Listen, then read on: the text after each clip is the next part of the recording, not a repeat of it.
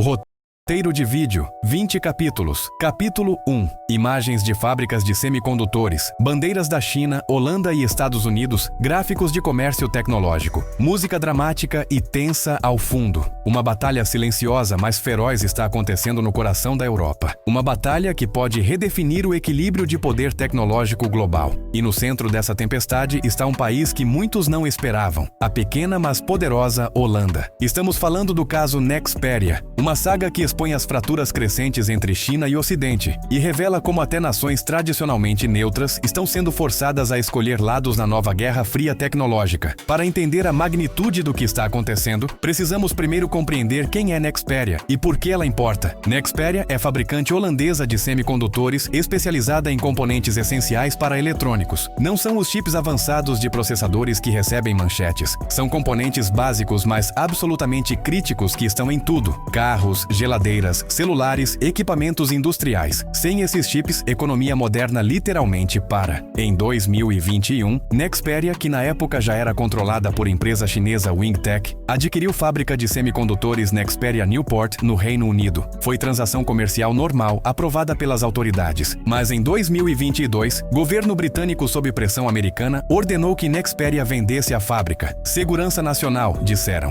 China ficou furiosa, mas não podia fazer muito. O Reino Unido é aliado próximo dos Estados Unidos. Capítulo 2. Mas a Holanda é história diferente. Tradicionalmente, holandeses mantêm pragmatismo comercial. País pequeno que prosperou através de comércio global, não se alinhando rigidamente com blocos de poder. Amsterdã é capital financeira europeia exatamente porque sempre foi aberta a negócios de todos os lados. Essa neutralidade lucrativa está agora sob ataque. Estados Unidos, em sua campanha para conter a ascensão tecnológica da China, identificou Holanda como elo crítico. Por quê? Porque Holanda abriga a ASML, único fabricante mundial de máquinas de litografia ultravioleta extrema. Essas máquinas são absolutamente essenciais para fabricar chips mais avançados. Custam mais de 150 milhões de dólares cada e são maravilhas tecnológicas. China precisa desesperadamente dessas máquinas. Estados Unidos sabe disso. Então pressionou Holanda a bloquear exportações de ASML para a China. Foi vitória diplomática americana significativa. Holanda cedeu, embora relutantemente. Negou licenças de exportação para modelos mais avançados. China ficou isolada tecnologicamente nesse aspecto crítico. Mas história não terminou aí. A pressão americana sobre Holanda intensificou.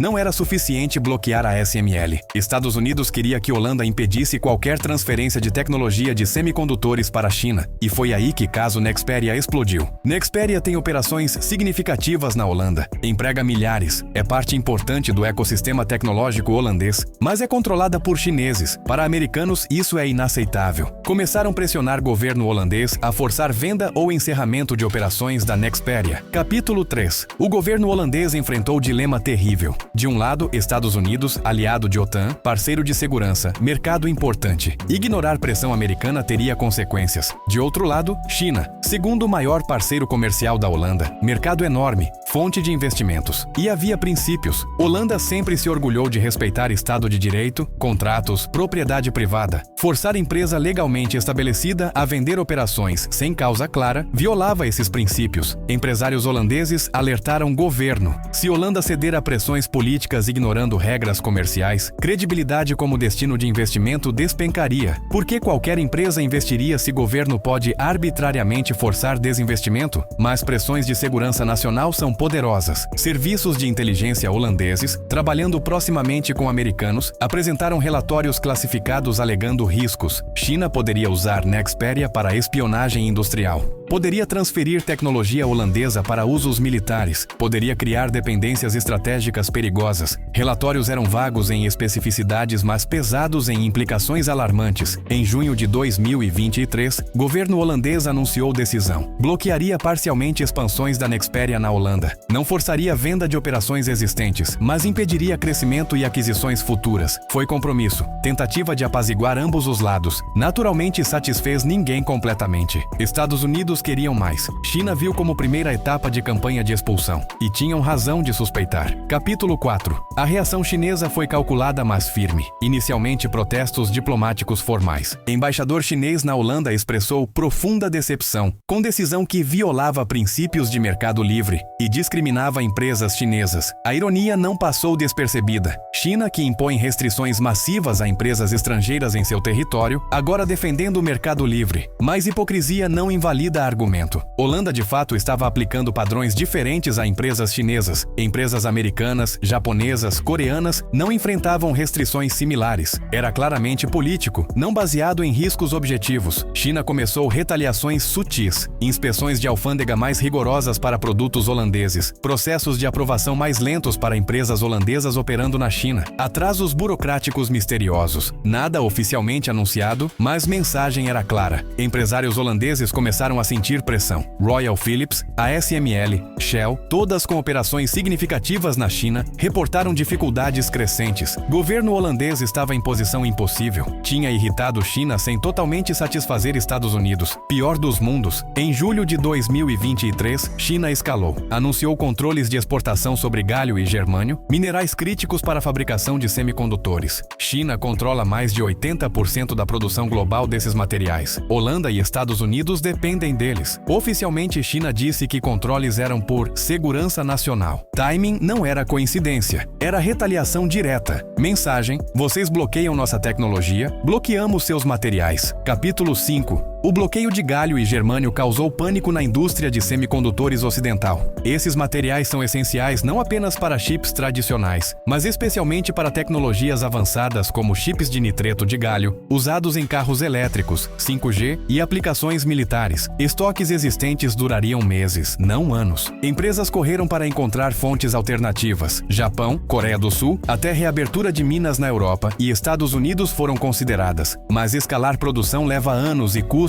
seriam exponencialmente maiores. China tinha vantagem construída ao longo de décadas. Não seria substituída rapidamente. Analistas calcularam que bloqueio poderia custar a indústria de semicondutores ocidental bilhões em atrasos e custos aumentados. Para a Holanda especificamente, impacto seria severo. A ASML precisa desses materiais. Se não conseguir, produção de máquinas de litografia sofreria. Ironia cruel. Holanda bloqueou exportações para a China a pedido do EUA. E agora a China bloqueava materiais críticos para a Holanda. Era cheque-mate econômico. Governo holandês finalmente percebeu que havia sido usado. Estados Unidos os pressionou a tomar ação que beneficiava interesses americanos, mas prejudicava holandeses. E quando China retalhou, Estados Unidos ofereceu solidariedade retórica, mas pouca ajuda prática. Holandeses estavam sozinhos lidando com consequências. Isso gerou debate interno intenso. Deputados questionaram o governo. Por que sacrificamos interesses econômicos por pressão americana? Que ganhos concretos recebemos? Negócios com China valem bilhões anualmente. Relacionamento com Estados Unidos é importante, mas unilateral em termos de sacrifícios. Governo defendeu-se dizendo que segurança tem prioridade sobre lucros, mas argumento soava vazio quando riscos concretos nunca foram demonstrados publicamente. Capítulo 6. Enquanto isso, Nexperia não ficou passiva. A empresa lançou campanha de relações públicas destacando contribuições para a economia holandesa. Milhares de empregos, bilhões em investimentos, inovação tecnológica, parcerias com universidades. Nexperia argumentou que era empresa holandesa em tudo exceto propriedade. Operava sob leis holandesas, pagava impostos holandeses, empregava trabalhadores holandeses, desenvolvia tecnologia na Holanda. Propriedade chinesa era irrelevante para operações diárias. Funcionários da Nexperia se manifestaram, protestaram contra o tratamento de seu empregador. Argumentaram que o trabalho deles estava sendo politizado injustamente. Não eram espiões ou ameaças de segurança. Eram engenheiros e técnicos tentando fazer trabalho. Sindicatos apoiaram. Viram restrições como precedente perigoso, onde empregos poderiam ser sacrificados por considerações geopolíticas abstratas. Mídia holandesa cobriu extensivamente. Opiniões eram divididas. Alguns apoiavam governo, dizendo que segurança nacional justifica restrições. Outros criticavam como capitulação a pressões americanas que violava princípios holandeses. holandeses. Debate revelou divisões mais profundas. Gerações mais velhas que lembravam Guerra Fria tendiam a apoiar alinhamento com Estados Unidos. Gerações mais jovens que cresceram em era de globalização viam relações com China como oportunidade, não ameaça. Empresários eram quase unanimemente contra restrições. Viam como interferência governamental prejudicial. Acadêmicos de segurança eram mais favoráveis, citando riscos de espionagem e dependência tecnológica. Era microcosmo de debate maior acontecendo em todo o Ocidente. Como equilibrar segurança com prosperidade? Como lidar com China simultaneamente parceiro comercial e rival estratégico? Capítulo 7. Em agosto de 2023, China escalou novamente. Desta vez não foi retaliação comercial, mas ação legal. Nexperia processou o governo holandês. Argumentou que restrições eram ilegais sob lei holandesa e europeia. Violavam princípios de não discriminação, proporcionalidade e devido processo. Caso foi para tribunais holandeses. Era batalha legal, mas também simbólica. Testaria se governos europeus podiam arbitrariamente restringir empresas baseadas em propriedade nacional sem evidências concretas de má conduta. Juristas dividiram-se sobre provável resultado. Lei holandesa tradicionalmente protege fortemente direitos de propriedade e contratos. Governo teria que demonstrar ameaça clara e presente para justificar restrições. Mas segurança nacional é área onde tribunais geralmente dão deferência ao executivo. Enquanto o caso legal prosseguia, pressões geopolíticas intensificavam. Estados Unidos não estavam satisfeitos com meio-termo holandês. Queriam Holanda totalmente do lado deles. Enviaram delegações de alto nível. Secretário de Estado, Conselheiro de Segurança Nacional, todos visitaram Haia. Mensagem era consistente. China é ameaça existencial à ordem liberal. Europa precisa escolher lado. Concessões são fraquezas que China explorará. Alguns políticos holandeses responderam favoravelmente, especialmente membros de partidos de centro-direita alinhados com a OTAN. Argumentavam que Holanda deve solidarizar com aliados democratas contra a autocracia chinesa. Outros eram mais céticos. Lembravam que Estados Unidos tinham espionado aliados europeus, incluindo o chanceler alemão. Confiança não era absoluta, e interesses americanos nem sempre coincidiam com europeus. Europa precisava de autonomia estratégica. Capítulo 8. A China jogou cartada inteligente. Em vez de apenas ameaças e retaliações, começou a oferecer incentivos. Convidou delegações empresariais holandesas para visitas. Mostrou mercados enormes, oportunidades de crescimento. Prometeu facilitar acesso se Holanda reconsiderasse políticas. Era abordagem cenoura e bastão. Para cada restrição havia retaliação, mas também havia ofertas de cooperação expandida se Holanda fosse mais flexível. O governo holandês estava sendo puxado em direções opostas por dois gigantes globais. Alguns empresários holandeses cederam à tentação. Visitaram China, fecharam acordos, argumentaram publicamente que o governo estava sacrificando prosperidade por política. Criou tensão entre comunidade empresarial e governo. Imprensa chinesa intensificou cobertura. Artigos em inglês direcionados a audiências ocidentais retratavam Holanda como vítima de bullying americano. Estados Unidos forçando países menores a sacrificar interesses nacionais para conter a ascensão chinesa. Narrativa tinha apelo, especialmente entre países não alinhados observando o conflito. Em setembro de 2023, vazamento explosivo. Documentos classificados do governo holandês foram revelados por Wikileaks, mostrando extensão de pressão americana. Incluíam ameaças veladas de reduzir cooperação de inteligência se Holanda não endurecesse com China. Ofertas de contratos de defesa se cooperassem. Era diplomacia de poder nua exposta. Escândalo foi enorme. Oposição no parlamento holandês exigiu explicações. Governo admitiu que havia pressões, mas defendeu que decisões foram tomadas por interesse nacional, não coerção. Poucos acreditaram. Revelações fortaleceram narrativa de que Holanda havia perdido soberania, tornando-se peão em jogo de grandes potências. Nacionalistas holandeses, tanto esquerda quanto direita, uniram-se contra o que viam como submissão a Washington. Capítulo 9. O caso Nexperia tornou-se causa célebre. Não era mais apenas sobre uma empresa de semicondutores. Simbolizava questões maiores sobre soberania, globalização e futuro da Europa num mundo multipolar. Protestos aconteceram em Amsterdã. Curiosamente, manifestantes eram coalizão estranha. Empresários defendendo o livre comércio, esquerdistas anti-imperialistas contra a dominação americana, nacionalistas defendendo soberania holandesa, trabalhadores da Nexperia protegendo empregos, todos unidos contra a política governamental. Embora por razões diferentes, contra-protestos também ocorreram. Grupos pró-OTAN, ativistas de direitos humanos citando abusos chineses, veteranos militares, argumentavam que valores democráticos devem ter prioridade sobre lucros, que China autoritária não merece acesso à tecnologia ocidental. Holanda estava dividida como raramente esteve. Debate transbordou saltou para outros países europeus. Alemanha, França, Itália, todos enfrentavam pressões similares. Caso holandês era teste de como a Europa responderia. Se Holanda cedesse completamente a pressões americanas, criaria precedente.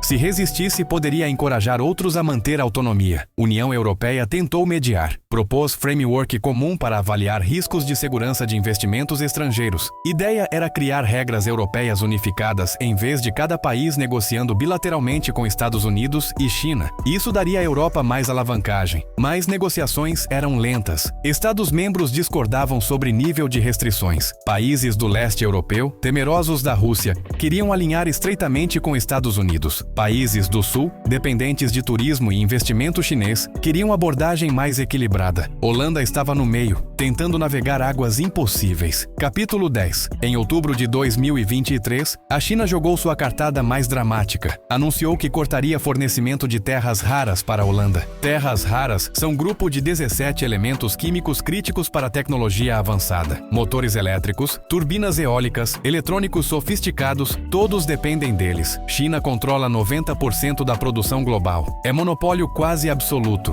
Para a Holanda, país focado em tecnologia verde e energia renovável, foi golpe devastador. Turbinas eólicas offshore, especialidade holandesa, requerem terras raras. Sem elas, indústria inteira fica comprometida. A SML também usa terras raras em suas máquinas de litografia. Cortar fornecimento não significava bloqueio total imediato. China implementou o sistema de licenças, onde empresas holandesas teriam que aplicar caso a caso. Processos seriam rigorosamente avaliados e poderiam levar meses. Era estrangulamento burocrático, teoricamente legal sob regras de comércio internacional, mas praticamente paralisante. Mercados reagiram violentamente. Ações de empresas holandesas de tecnologia caíram. Euro enfraqueceu. Houve corrida para garantir suprimentos antes de restrições tomarem efeito. Governo holandês finalmente percebeu que havia subestimado seriamente disposição e capacidade da China para retaliar. China não era só parceiro comercial, era superpotência disposta a usar poder econômico como arma. Estados Unidos expressaram solidariedade, mas a ajuda prática foi limitada. Prometeram acelerar desenvolvimento de fontes alternativas de terras raras, mas isso levaria anos. No curto prazo, Holanda estava sozinha. Empresários holandeses, especialmente em setores de tecnologia verde, entraram em pânico, pressionaram o governo intensamente. Reuniões emergenciais, exigências de reverter políticas anti-China, ameaças de relocar operações se governo não resolvesse. Capítulo 11.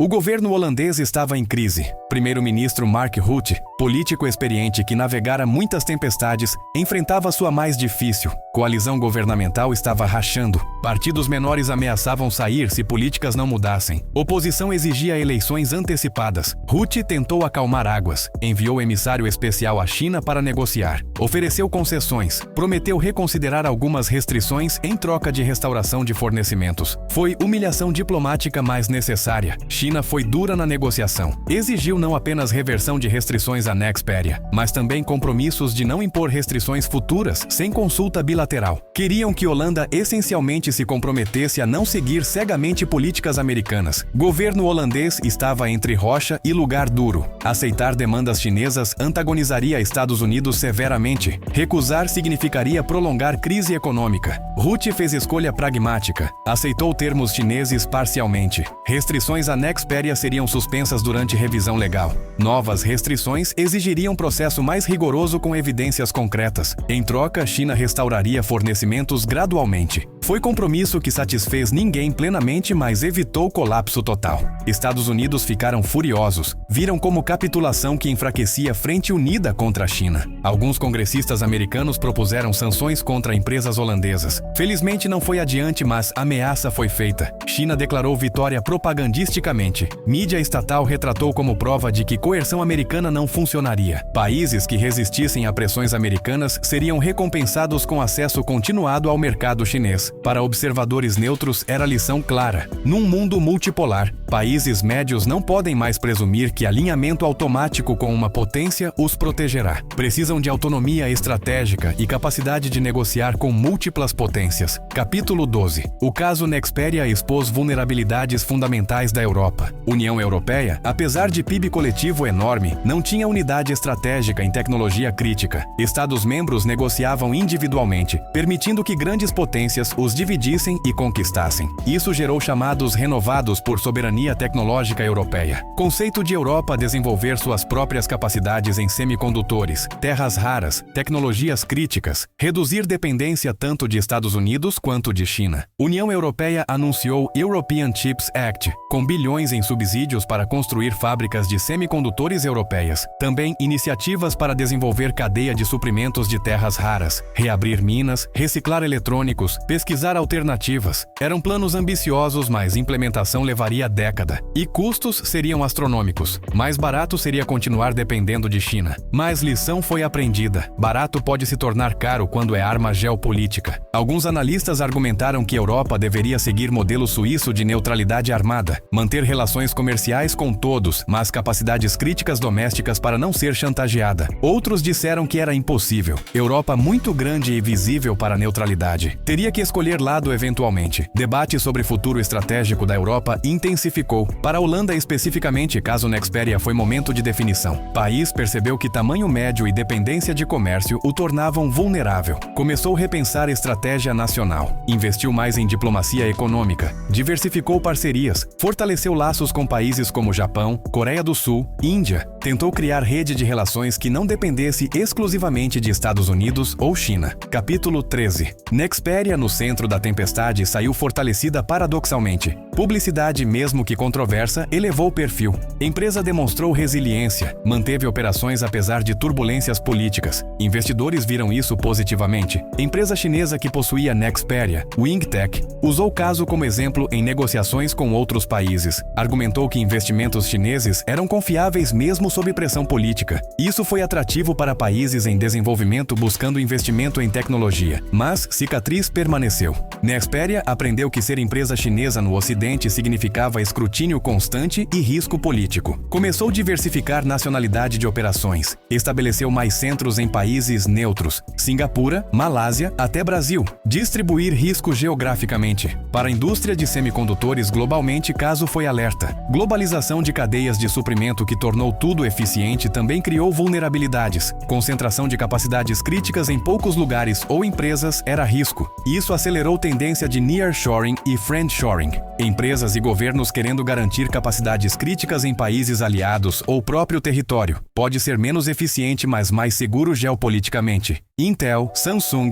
TSMC, todas anunciaram construção de fábricas em múltiplos países. Distribuição era nova religião. Custo seria trilhões, mas segurança supostamente valia. Ironicamente, isso poderia fortalecer China de certa forma. Se todos estão construindo capacidades domésticas, mercado global fragmenta. China, com mercado interno gigantesco, poderia se tornar autossuficiente também. Menos interdependência significaria menos alavancagem mútua, mas também menos cooperação. Capítulo 14. Um ano após o início da crise, em meados de 2024, poeira começou a assentar. Holanda e China normalizaram relações em grande parte. Comércio continuava, embora com mais cautela de ambos os lados. Restrições à Nexperia foram formalmente retiradas após revisão concluir que não havia evidências de ameaças concretas. Foi vitória tácita para a China, mas também salvou face holandesa por seguir processo legal. Estados Unidos aceitaram resultado a contragosto. Perceberam que pressão excessiva havia sido contraproducente. Holanda estava mais cautelosa, não mais cooperativa. Mudaram estratégia para abordagem mais sutil. Em vez de exigir ações específicas, compartilharam mais inteligência sobre ameaças chinesas. Tentaram persuadir em vez de coagir. Mas dano à confiança já estava feito. Holandeses agora viam aliados americanos com ceticismo. Lição foi aprendida. Alianças são transacionais quando interesses divergem. Para observadores em países em desenvolvimento, caso Nexperia foi instrutivo.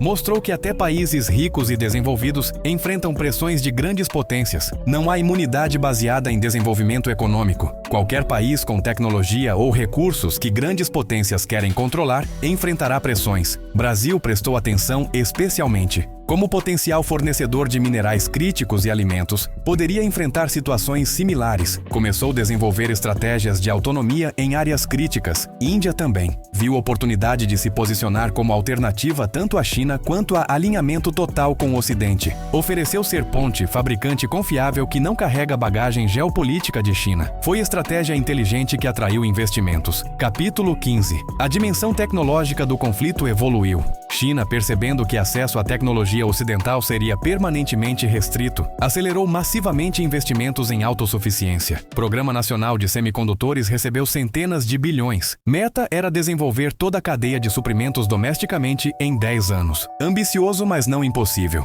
China tinha recursos, talentos e determinação política. Principais gargalos eram ferramentas de fabricação avançadas como máquinas de litografia da ASML. China tentou desenvolver alternativas domésticas. Progresso foi mais lento que esperado, mas havia avanços. Não alcançariam tecnologia de ponta tão cedo, mas poderiam alcançar gerações anteriores, suficiente para muitas aplicações e para reduzir dependência crítica. China também investiu pesadamente em tecnologias alternativas, computação quântica, fotônica, chips baseados em carbono. Se não podiam competir em silício tradicional, talvez pudessem pular para a próxima geração. Era estratégia arriscada, mas potencialmente revolucionária.